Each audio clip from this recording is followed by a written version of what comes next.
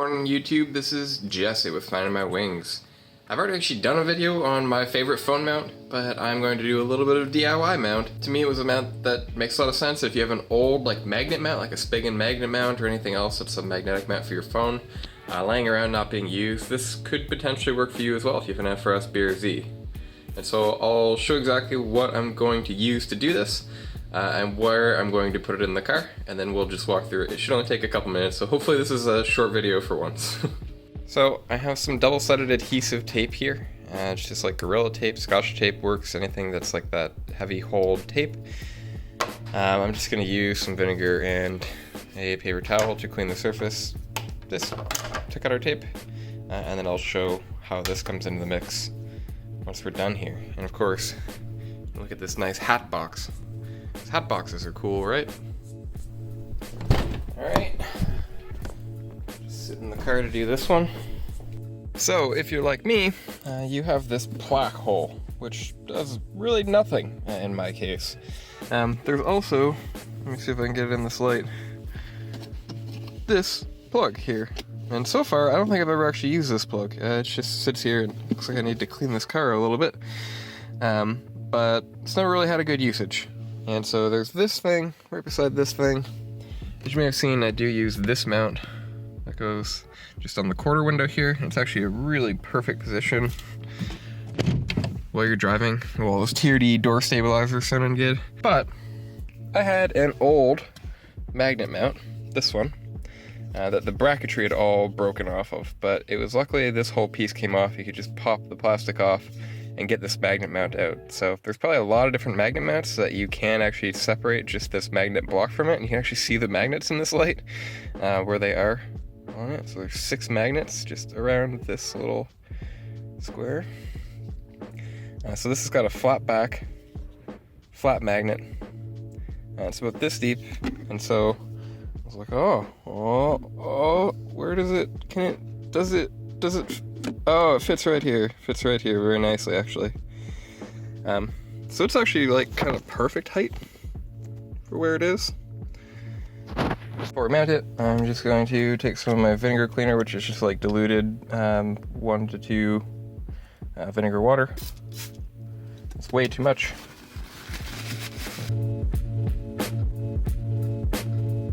This tape is almost exactly half the width of this.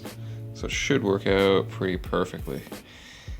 So I'm just going to tape this because my phone mount hasn't come in because everything in Canada is delayed in every way possible. And so I'm still just holding my phone with my hands.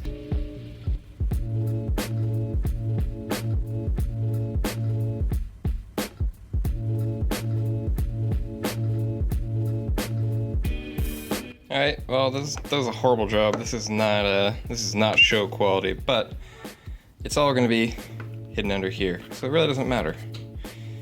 So that only took a couple seconds. It's on here now. Make sure you press it on.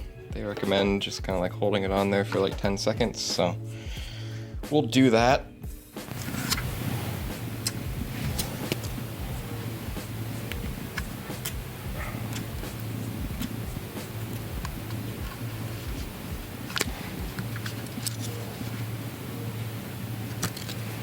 As you can see, it is clear. I'm just going to push it and make sure it's not poking out the sides at all. And so now, we're going to try to get it aligned so we got this logo facing the right way up, because might as well if it's going to be sitting right in the car. And we're going to try to align it right in the middle here.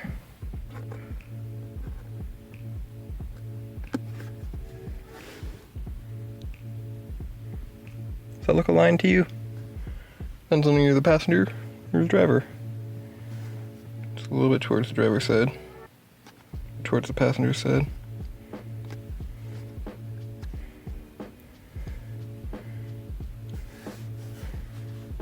Alright, that looks pretty aligned. Not doing any fancy leveling or blocks here, so let's just move around just a touch. So we're just going to press it on here as hard and as long as we can. So now, because I do use my OnePlus 7 Pro as my main shooting camera here, my old OnePlus 3 that actually did die. This is good serving, like 4 years phone, so shout out to OnePlus fans. It's got the wrap that my girlfriend chose on it, which is white marble. And you can see that now we have a magnet mount right here. And so it doesn't necessarily need to cover anything. It can sit right here and not cover anything at all. And now we have our port right here. And so this is a dash charger, a OnePlus dash charger.